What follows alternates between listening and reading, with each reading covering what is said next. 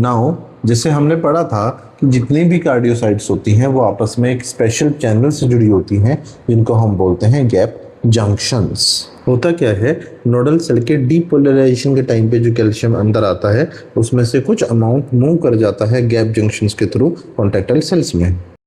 जैसे ही positive charge contractile sales में पहुंचता है, सेल का रेस्टिंग मेम्ब्रेन पोटेंशियल जो कि -90 मिलीवोल्ट होता है वो चेंज होके राइज करता है टुवर्ड्स द -70 मिलीवोल्ट्स।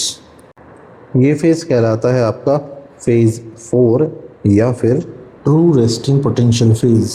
जैसे ही -70 मिलीवोल्ट चार्ज पहुंचता है जो कि थ्रेशोल्ड पोटेंशियल है कॉन्टैक्टाइल सेल्स का, बहुत सारे voltage sensitive sodium channels open हो जाते हैं जिसके थ्रू बहुत सारा सोडियम आयन आपकी सेल के अंदर मूव करना शुरू हो जाता है, जिसकी वजह से सेल का पोटेंशियल बढ़ता है और वो -70 मिलीवोल्ट से बढ़ के पहुंच जाता है टू अ मैक्सिमम ऑफ +10 मिलीवोल्ट्स। और इस फेज को हम बोलते हैं रैपिड डीपोलराइजेशन फेज या फिर फेज 0। और जैसे ही सेल का पोटेंशियल +10 मिलीवोल्ट्स पहुंचता है तभी आपके जितने भी वोल्टेज सेंसिटिव सोडियम चैनल्स हैं वो बंद हो जाते हैं और आपके पोटेशियम चैनल्स ओपन हो जाते हैं और बहुत थोड़े समय के लिए पोटेशियम आयंस सेल के अंदर से बाहर मूव करते हैं। क्योंकि यहाँ पे सेल पॉजिटिव चार्ज लूज कर रही है तो सेल का पोटेंशियल +10 मिलीवोल्ट से रिड्यूस होके कहाँ पे आ जाता है 0 मिलीवोल्ट पर। इस फेज को हम बोलते हैं फेज 1 या फिर पार्शियल रीपोलराइजेशन फेज। अब जैसे ही सेल का पोटेंशियल 0 मिलीवोल्ट पर पहुंचता है तो पोटेशियम आयन चैनल्स के साथ साथ कैल्शियम आयन चैनल्स भी ओपन हो जाते हैं, जिसके कारण बहुत सारा कैल्शियम आपके सेल के अंदर मूव करना शुरू हो जाता है। याद रखिएगा कि यहाँ पे अभी पोटेशियम चैनल बंद नहीं हुआ है, पोटेशियम अभी भी बाहर जा रहा है। यहाँ पे होता क्या है, जितना भी कैल्शियम अंदर आता है उतना ही पोटेशियम बाहर जा रहा है, मतलब जितना पॉजिटिव चार्ज अंदर आ रहा है उतना ही बाहर जा रहा है। तो आपको यहाँ पे क्या देखने को मिलता है, there is no net change in the potential.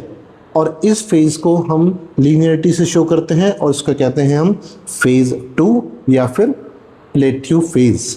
Now contractile cells में एक ऑर्गेनल पाया जाता है दैट इज सार्कोप्लाज्मिक रेटिकुलम, जिसके ऊपर कुछ स्पेसिफिक रिसेप्टर्स पाए जाते हैं जिनको हम बोलते हैं रेयोनिडीन रिसेप्टर्स। अब जो कैल्शियम आयंस प्लेट्यू फेज के दौरान सेल के अंदर आए थे वो रेयोनिडीन रिसेप्टर से बाइंड करते हैं, जिसकी वजह से क्या होता है, सार्कोप्लाज्मिक रेटिकुलम से भी बहुत सारा कैल्शियम बाहर निकलता है और वो एक्टिन और मायोसिन फाइबर्स की क्रॉस लिंकिंग कराता है, जिसकी वजह से कॉन्ट्रैक्टाइल सेल्स के अंदर कॉन्ट्रैक्शंस देखने को मिलते हैं। लेकिन कुछ टाइम बाद कैल्शियम आयन चैनल्स बंद हो जाते हैं और पोटेशियम आयन चैनल्स ओपन हो जाते हैं, जिसकी वजह से क्या होता है, बहुत सारा पोटेशियम सेल के बाहर निकलता है। साथ के साथ जितना भी कैल्शियम सेल के अंदर आया था, साइटोसोल में आया था, वो सारा का सारा या तो सार्कोप्लाज्मिक रेटिकुलम में भेज दिया जाता है या फिर सेल के बाहर भेज दिया जाता है by specific type of channels. यहाँ पे 2 चैनल्स इन्वॉल्व होते हैं। पहला आता है आपका hydrogen calcium ATPase pump, second आता है आपका सोडियम कैल्शियम आयन चैनल्स। और क्योंकि यहाँ पे कैल्शियम और पोटेशियम दोनों ही सेल के बाहर जा रहे हैं, that means cell positive charge lose करती है and cell rapid repolarisation phase में जाती है या फिर जिसको हम बोलते हैं फेज 3। एंड जैसे ही सेल रिपोलराइज होती है ये वापस अपने रेस्टिंग मेम्ब्रेन पोटेंशियल पर पहुंच जाती है। यहाँ पे एक चीज़ और नोट करने वाली है कि जब आपकी कॉन्ट्रैक्टाइल सेल्स रिपोलराइज हो रही होती है उस टाइम पे आपकी नोडल सेल्स डीपोलराइज हो रही होती है। दैट मीन्स जब तक आपकी कॉन्ट्रैक्टाइल सेल रिलैक्स करेगी तब तक आपका नोडल सेल्स एक इम्पल्स को जनरेट कर चुकी होगी। जब contractile cells resting membrane potential पर पहुंचती है तो वो कुछ समय के लिए रिलैक्स करती है, जिस फेज को हम बोलते हैं फेज 4 या फिर वेंट्रिकुलर डायस्टोल या फिर फॉरवर्ड करंट। एक डाउट यहाँ पे हो सकता है आपको कि जब आपका सोडियम आयंस अंदर आए जा रहे हैं, चाहे वो नोडल सेल्स हो या कॉन्ट्रैक्टाइल सेल्स हो, इवन जब कैल्शियम बाहर जा रहा है सेल के तो भी सोडियम अंदर आ रहा है, दैट मीन्स पॉजिटिव चार्ज अंदर आ रहा है, तो फिर आपका सेल में स्टिल नेगेटिव चार्ज क्यों है? इस चीज़ को मेंटेन करने के लिए आपके सेल्स के सरफेस पर पाए जाते हैं सोडियम पोटेशियम एटीपीएस पंप, जो क्या करते हैं कि जितना भी सोडियम सेल के बाहर से अंदर आया था उनको सेल के अंदर से बाहर भेजता है और जितना भी पोटेशियम सेल के अंदर से बाहर गया था उसको पोटेशियम को सेल के बाहर से वापस अंदर लेके आने का काम करते हैं कौन?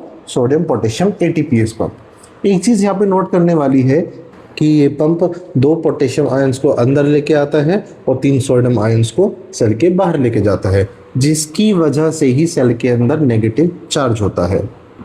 So students, this is all about the electrophysiology of heart. Thanks for watching. Do share, follow on Instagram and subscribe on YouTube. Thank you.